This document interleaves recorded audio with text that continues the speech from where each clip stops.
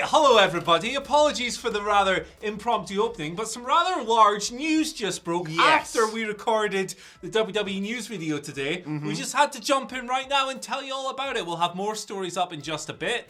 The story we're about to see might invalidate some of that.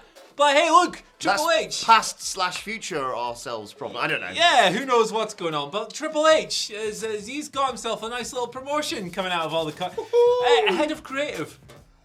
Yep. The head of creative in WWE now is going to be Triple H going forward. What's happened here is that today WWE have released an update, a formal thingamabob, like announcement, thingamabob, very professional, on their investors' website, their corporate website, naming Stephanie McMahon and Nick Khan as co-CEOs, which we knew was coming, but the big question coming out of his resignation, Vince's last week, his retirement, can you see how flustered we are, was that we didn't know who was going to be the head of creative.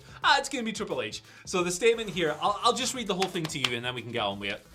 WWE and its board of directors today announced the appointment of Stephanie McMahon and Nick Khan as co-chief executive officers. Yada yada yada, that's not the big news here. Additionally, WWE executive Paul Levesque, Triple H, will assume all responsibilities related to WWE's creative in addition to his regular duties. And they got some preliminary financial results here for Q2. There's a bunch of stuff going on down there. Big stuff. Huge. Interesting, particularly as Triple H was made the talent relations guy last week, and often that's a role that WWE have liked to keep separate from one another. But what do you reckon? Obviously, he has creative experience from NXT and all that stuff. I'm very excited by all this. We talked, I believe, in the AEW news video earlier on today about the fear around someone like a Bruce Pritchard, who obviously was number 2 effectively to Vince, taking over and kind of things going exactly the same way that they were. Yeah. Now, I'm not suggesting there's going to be sweeping changes and Raw's going to be ripped up, and tonight it's a whole new era. But this is something we speculated on happening when, whenever Vince retired, when he shuffled off his mortal coil, basically, we always thought, who's going to take over? Is it going to be Shane or Steph or Bruce or Triple H? And I think the general consensus, certainly from what I've been able to see, is that Trips holds the most potential. Now, I'm not anticipating that main roster WWE goes to what black and gold NXT used to be, but I'm far more excited than if it had been announced Bruce Pritchard in this. Yeah, absolutely. We spoke about Bruce in one of our Twitter questions this morning and said if he gets it, nothing's going to change creatively because he's a Vince McMahon guy.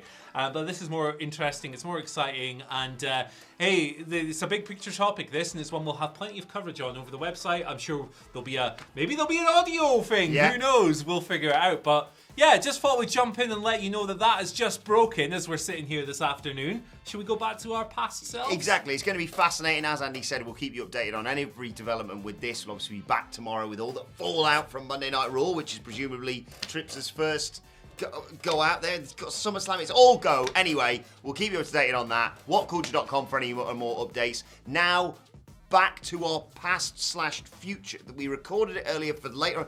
Here's the other WWE news. Bye! Hello there, my very good friends. On today's second wrestling news video, are WWE set for a creative power grab after Vince McMahon's retirement? ? Could Paul Heyman be set for a huge promotion? We have a backstage update on irreconcilable differences, I should say, between Stephanie and Shane McMahon. And Vince McMahon said what about Shane McMahon? I'll tell you all about it in a bit. I'm Adam Wilborn. It's probably something along the lines of speaking his language. It's a great noise. Yeah. And this is the after news. Good to start the news video off with a podcast in joke. Check. WhatCulture Wrestling, wherever you get your podcast from. You'll probably hear that sound effect on probably every show. Just look at the top podcast basically, and after you've got all the flavors of the month out of the way, we're always there, always consistently. Yeah, we're not number one. We're number 1, 2, 3, 4, and 5, like KRS-One. So there you go. I butchered that lyric, but we're going to kick things off what's going on in WWE creatively? Indeed. Vince is gone. He's no longer CEO. He's no longer chairman. He's no longer head of creative. Things are occurring. Dave Meltzer reported on Wrestling Observer Radio over the weekend, just kind of stating that whoever's going to end up running creative for this company is an interesting question at the moment, and one that doesn't appear to have an immediate answer. These duties were amongst those relinquished by Vince, of course, when he stepped away on Friday. Now, Meltzer called the situation effectively a power grab, which would be a bunch of different people vying for various levels of control. It's Game of Thrones, basically. Yeah, there you go. Bruce Pritchard, or a Targaryen, I don't know, whatever he is. Yeah, I like that reference. That's Lord of the Rings, isn't it? No. You're good. Yeah. I actually like Game of Thrones. I don't know why I'm being a dick. Him, Ed Koskey, and Triple H basically ran SmackDown, which was the first post-Vince show. Triple H has been described as the closest thing to Vince in terms of being like an overseer of the show, running the show.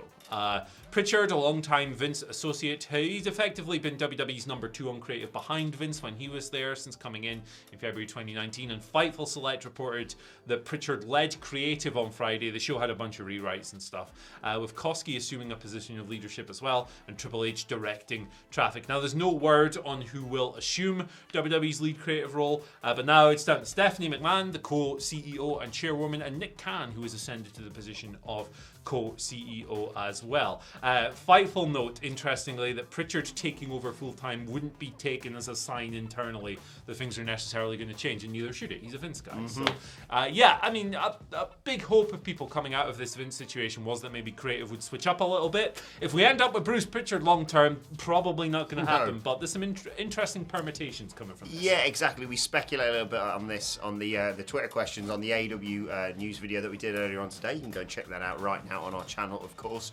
But yeah, Bruce being in charge would be the most the safest decision in terms of, like you say, let's just keep things on track. Yeah. You know, a lot of noise has been made about this, understandably, a lot of speculation and changes and a lot of internal changes as well. But Bruce, as always, as you pointed out in the other news video, has been learning from the learning tree that was Vince McMahon, so he's just going to keep doing what he was doing. I don't think there's going to be any sudden vast changes. Raw goes to 2 hours, and I don't know, Chad Gable finally gets recognised and becomes a world champion or anything like that. But it is all so much in flux right now. Like you say, people are like, oh, wait a second, so Trips has just come back in as talent relations, and then you've got co-CEOs, and what's Shane McMahon's role in all this, which I will get to in due course. And let's talk a little bit about Paul Heyman as well, who's obviously, on screen linked with the bloodline and stuff like that. But, what a creative mind to have backstage. And Wade Keller of the PW Torch has pointed out that he could be in a real position heading forward. He is someone to watch. Apparently, Paul and Stephanie get along very well. People who've seen them working together seem to suggest that. They share a, quote, chemistry and dynamic that's very positive. And, of course, with Heyman's history in ECW and previous experience in similar roles, who knows what the future holds for him. For me, personally, I hear more responsibility being given to Paul Heyman, and I am cautiously excited. Yeah, I think, as from a viewer's perspective, if Bruce Pritchard got the head of creative job, I would be very disappointed, because I want to see some switch-ups as well, and he's almost guaranteed to give you none of that. Paul Heyman, on the other hand, he obviously has a big popularity from his time in various creative roles, from ECW to the SmackDown 6 to that period a few years ago where we were talking about his fingerprints being all over Raw and SmackDown and stuff. So yeah, he'd be a very popular choice amongst fans.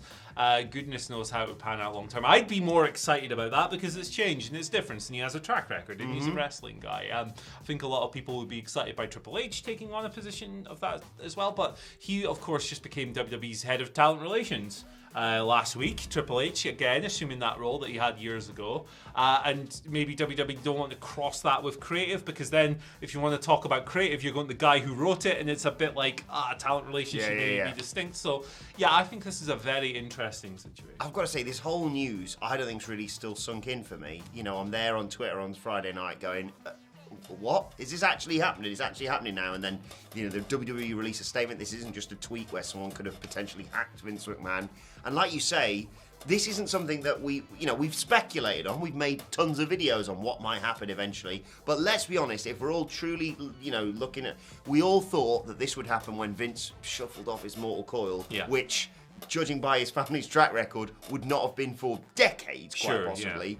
And right now, there is a power vacuum, and who knows what's going to happen next.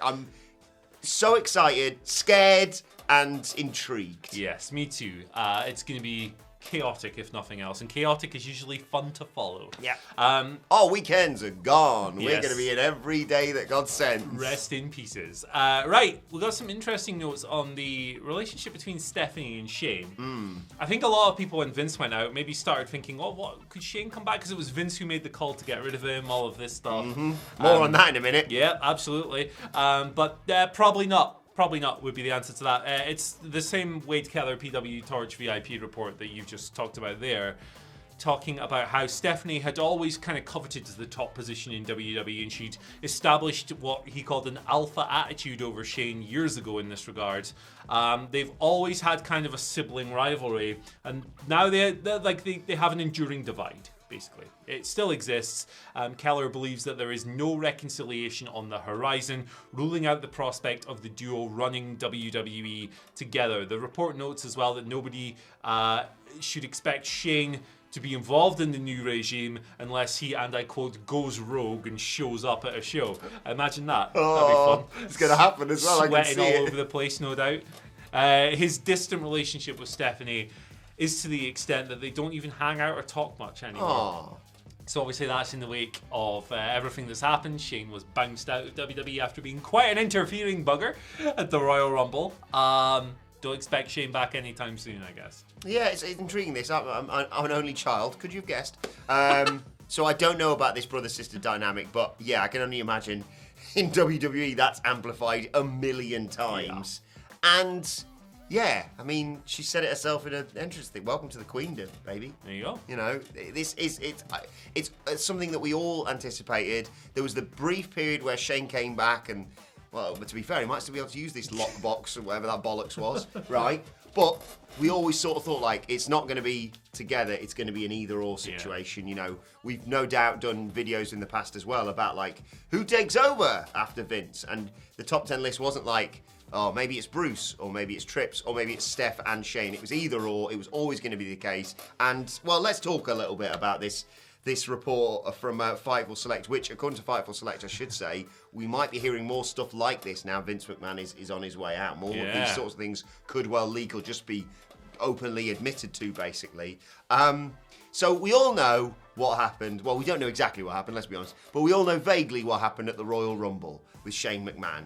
It was a bloody mess. He came in, he tried to book himself ridiculously strong. I mean, he already did, in terms of, like, if this was what they negotiated him down to, he eliminated an MMA fighter after kicking his head in and took Brock Lesnar to his absolute limit, basically, right? That immediately led in the following days to him being ousted out of the company. And as I said, now Fightful Select have got more details about the fallout from this. The changes he tried to make in the Royal Rumble match were dubbed unprofessional, and it was apparently so chaotic that Shane came out when Randy Orton's number came up. What's going on, guys? Right? And Vince McMahon was the one who made the call, you may remember, to send Shane packing. Now, he is quoted as saying that Shane, quote, would never get another pop in this company as long as I'm around. And whilst that's believed to be a bit in the heat of the moment, a lot of people said that his frustration was extreme but justified. So yeah, don't expect Here Comes the Money dropping anytime soon, basically. Yeah. I think Vince would have definitely brought Shane back at some point, wouldn't he? Oh, WrestleMania would have been struggling to sell, and he'd gone, jump off some big Shane. He'd have definitely gone back on that promise. But yeah, this story was so funny to report, wasn't it? And it was like, it's the kind of thing where you don't feel bad. It's the one situation where you don't feel bad about someone getting bounced out because it's Shane McMahon. He's a billionaire, right? It's astonishing to think, like, or whatever. How out of touch do you have to be to not think, I'm the fun son of the owner who sweats loads and for some reason goes heel occasionally. And I can punch people. I can't, but you know, I got trained by the guy who trained John Jones and I still can't punch. And I'll just jump off some big stuff because I can do that because I haven't got to work the towns every other week, basically. Nice and then shoes. He comes in and you go like, the thing is, I think I wouldn't have been as annoyed. I'd still been annoyed that he took a spot that should have gone to, you know, a regular performer. But if Shane had come out and gone, he goes, money, danced down to the ring and Brock Lesnar had been there and you'd just gone, like, see you later. Yeah. And it, you know, potentially challenged Santino Marella for that sort of... You're not an MMA fighter. Why are you beating up Riddle? He's going to be world champion one day, and I'm going to remember that. It's just not believable, is it? I mean, it's wrestling, I get it, but it's a load of bollocks, Shane. Yeah, that's the thing. Like, you got to be able to suspend your disbelief. And how do you suspend your disbelief for this millionaire sweating with the worst looking punches in the world that somehow bust people up as well? Yeah. Like, how can you buy in? If you can buy into that, fair play, your suspension of disbelief is immense. But I've always found him really far-fetched. And look, I like the stunt shows as much as anyone. I've had lots of fun with those over the years. But yeah, Shane McMahon sucks. Shane McMahon sucks, and I have no desire to see him come back anytime soon. But guess what? We got an AM finally for this What? video, which we don't often do, and we got 2 in one day. But you know, you had the flatty Yeah. earlier on. And we had Twitter questions on that video if you want to go and check that out. There you go. I've got some terrible t-shirts. Good. So this isn't a new thread. It's actually from October 2018, but it was doing the rounds again. I love these. The other day, and I want to shout it out because it's from Alan Cheapshot, who does a bunch of great threads on Twitter. Can I have any guesses? The Moomin Avatar guy. Yeah, you can. So what I've done is I picked 1, 2, 3, 4. I picked my 5 favorite worst ones. Okay. Is this inspired by Hello My Balls Are Massive? It is, and there was another recent one that's on there that I forgot as well. Okay. But yeah. Is AJ Styles' Jizz t-shirt from TNA on there? It's on there, but it's not on my list. Okay, right. I'm just glad I managed to remember one of the Yeah. awful t-shirts that... I mean, there's so many bad ones out there. There are, as we're about to find out. Let's see. I'm intrigued now. So, I've got 5 here. At number 17 on this list, Scotty Too Hottie, Wanna See My Worm. What is that text as well? I know. It's like Comic Look, Sans. there's a little worm popping out. I mean, the worm's quite... I might get that now. But you know what? It's also about his cock, so... There you That go. makes sense, yeah. Attitude era, innit? So, you know. Just lazy. I love how they just go, Jeff, can you just bang that up on clip art? Yeah, And cheers. speaking of Jeff, in a similar vein to that Scotty Too Hottie t-shirt, number 24 is Jeff Hardy. Ask me about my creature. What do you think this t-shirt is? Is it one where you turn it inside out? It is! Like a... Ask me about my creature. Whoa! You turn it out and you got... That's his creature. That's how I impress my wife. Oh, I love you. Do you remember the Getafe football shirt that had the Burger King guy in the middle? Tremendous. Right, we got one. Basically, they made one good version of that t-shirt, which is like, ask me about my dinosaur impression. Yes. And then everyone went, well, steal that. Yeah. Steal that for our own bollocks. Ask me about my creature. Could you not have found a better word? No one wants to ask any wrestling fan about their goddamn creature. Yeah, God. Bray Wyatt, he's had a few interesting shirt designs over the years. I genuinely can't guess what this one's going to be. No, it's going to blow your mind. It's not the Fiend. It's not the Huskus or anything. The Huskus? It's watch me hit, now watch me bray. That's the worst thing I've ever heard in my entire life. This is a thing that WWE produced. This might be the worst one of them all because watch me hit. It has. Now watch me bray. It has now absolutely nothing nothing to do with it. Watch me bray. It's terrible, isn't it? Absolutely Good song. awful. It's a good song. No, it's not a good song. Right, we've also That's got, what they need. Pop culture references for Bray Wyatt. There you go. Absolutely. Bray Wyatt's on the... I don't know. Rey Mysterio. Wine me, dine me. 619 me. No, I'm... Full disclosure. It's quite good. I like that one. Wine me, dine me, 619 me, Don. Is that what it is? That's genuinely really good. That could be the He tag should wear that tonight. If him and Kenny Omega are ever a tag team, 619 me, Don. There you go. Why not? I'll give you that. You know what? Yeah, you can have not? that one. Why not? And our last one today is, you know what, I peaked too early with these, but this James Storm one is just bewildering. Right. Think of James. Beer money sort of thing. Kind of. What? It's just weird. I drink beer with your mom while your dad watches. So the beer cock is the literal thing. Really bad. That's just a straight up bad one. Here. Yeah. Watch me, Bray is the worst one.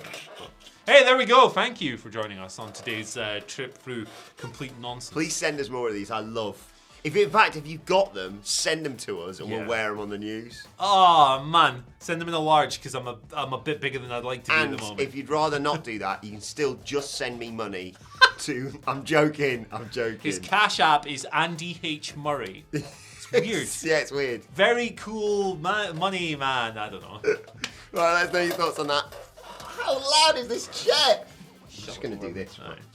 Let us know your thoughts on that and all today's news stories in the comment section below. Don't forget to like, share, and subscribe. And subscribe to WhatCulture Wrestling wherever you get your podcasts from for daily wrestling podcasts. We're going to be reviewing SmackDown and reviewing Rampage a little bit later on today.